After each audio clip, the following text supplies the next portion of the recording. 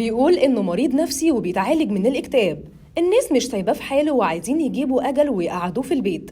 إيه اللي بيحصل مع عمرو وردة وليه كل الناس بقت ضده؟ تعالوا نقول لكم إيه الحكاية. الموضوع بدأ بانتشار خبر إن فريق فاركو فسخ تعاقده مع عمرو وردة، وده بسبب إنه مش ملتزم بالتمرينات ولا بالحضور من الأساس. والكلام ده اتقال عليه من 4 نوادي قبله، آخرهم نادي الرجاء.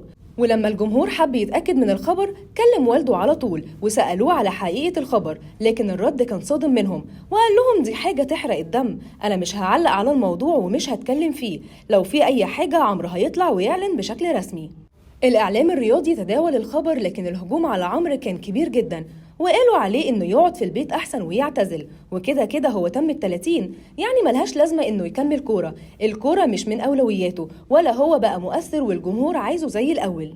عمرو ما استحملش الكلام ده واضطر إنه هو يطلع ويرد، وكان بداية مداخلته التليفونية دموع وعياط، وكشف سر خطير محدش كان ممكن يتخيله.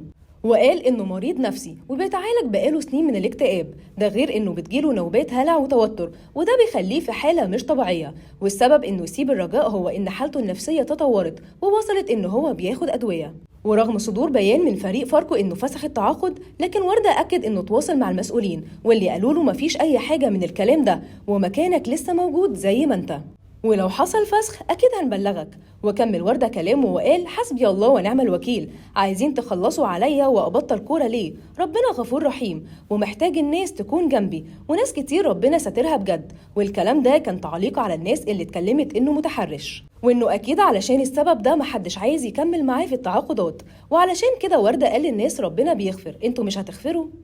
أنا غلطت وكنت صغير، لكن دلوقتي الموضوع مش كده، أنا مش طالع أعيط وأشحت علشان ترجعوني ولا تتعاطفوا معايا، أنا نفسي بس تسيبوني في حالي. وبعدها بساعات نشر صورة بيقول إنها من تدريب فاركو الأخير، لكن الجمهور لاحظ إن التيشيرت اللي هو لابسه ده التيشيرت القديم. دلوقتي بقى جدوركم تقولوا لنا تفتكروا عمرو فعلا بيعاني من الاكتئاب ولا كان بيقول كده علشان خاطر الناس تتعاطف معاه، واللي بينفي فسخ التعاقد رغم إن الفرقة أعلنت ده بشكل رسمي. شاركونا رأيكم في الكومنتات.